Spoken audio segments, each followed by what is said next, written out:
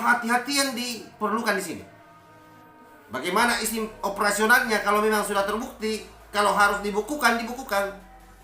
Kalau yang baru mengurus, itu harus diperiksa tidak saja kelayakan bangunannya atau sarananya, tetapi termasuk di dalamnya adalah kurikulum yang digunakan dan kitab-kitab yang diajarkan di sana.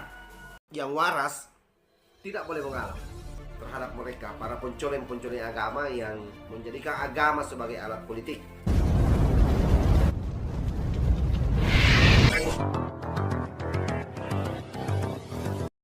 Assalamualaikum warahmatullahi wabarakatuh. Om Swastiastu, Namo Buddhaya, salam kebajikan.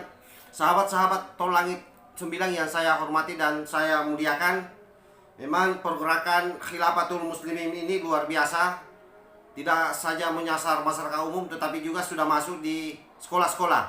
Salah satu contoh konkret misalnya di Kerawang, dan ini saya kira harus diwaspadai oleh kita semua, di mana di Kerawang itu ternyata ditemukan ada 27 sekolah yang terpapar Khilafatul Muslimin. Nah, tentu ini menjadi pekerjaan rumah yang saya kira sangat besar. Kenapa? Karena kalau misalnya sekolah mulai dari PAUD sampai SMA sudah dimasuki oleh paham-paham seperti ini sangat berbahaya. Bagaimanapun juga, generasi muda kita adalah generasi masa depan, di tangannya lah bangsa ini diletakkan. Nah, kalau mereka dari kecil dibina dengan gagasan pengetahuan yang radikal, maka apa jadinya nanti suatu saat kalau dia sudah besar? Bukankah pengetahuan di usia dini merupakan menjadi pondasi kita sebagai manusia di dalam menjalankan kehidupan kita kelak di kemudian hari? Ini saya coba baca beritanya di Kompas. Saya kira ini cukup luar biasa. Kompas TV, Klaten, Jawa Tengah. Ada 2 pengurus Khilafatul Muslimin ditangkap polisi. Penggeledahan juga dilakukan di kantor desa Belangwetang dan 3 kantor ranting Khilafatul Muslimin di wilayah Klaten. Polisi menyebut perekrutan anggota Khilafatul Muslimin memanfaatkan perang keluarga. Nah ini, jadi memang secara internal saya kira semua masyarakat, semua teman-teman yang mesti memantau lingkungan keluarga, karena biasanya mereka ini gencar melakukan pengajian-pengajian. Jadi istilah umumnya itu mereka pandai berkamuflase, bergaul di masyarakat seolah-olah normal saja.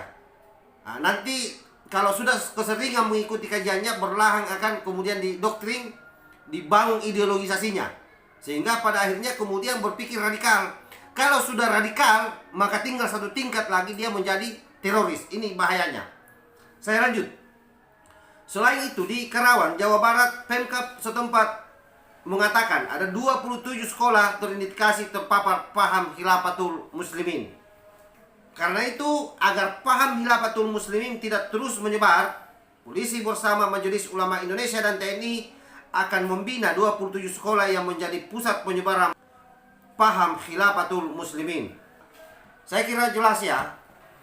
Jadi memang soyokianya negara ini harus betul-betul melakukan filter terhadap lembaga-lembaga pendidikan kita.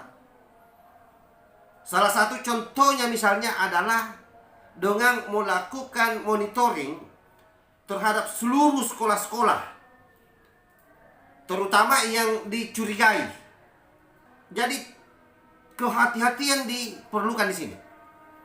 Bagaimana isi operasionalnya kalau memang sudah terbukti, kalau harus dibukukan, dibukukan.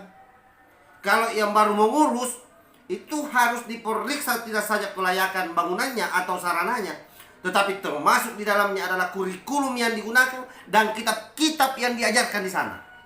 Kita tidak mau kemudian orang berpikir bahwa pelajaran agama di sekolah-sekolah merusak generasi kita hanya karena ulah segelintir orang-orang yang menjadikan agama ini sebagai tunggangan politik. Karena ingat, hari ini banyak sekolah-sekolah yang memang patut diwaspadai. Kenapa? Karena munculnya Islam radikal ini tidak bisa dipungkiri bahwa banyak kemudian yang muncul dari lembaga-lembaga pendidikan. Sehingga kalau saran saya, keinginan saya, lembaga-lembaga yang terkait seperti misalnya Kemenak, seperti misalnya Kemendikbud, minta tolong melakukan verifikasi faktual tidak saja pada sarana kelayakan izin operasional sekolah, tetapi juga kurikulum yang diajarkan dan termasuk kitab-kitab yang ada di dalam sekolah itu. Untuk apa? Supaya komprehensif, jangan nanti ada masalah baru orang kerasa kerusuk. Itu yang selalu saya katakan. Kalau model penanganannya seperti ini terus, ini model tukang sate ini, model pemadam kebakaran ini, yang nanti ada kebakaran baru bergerak. Wallahul muwaffiq ila aqwamit thariq. Wassalamualaikum warahmatullahi wabarakatuh.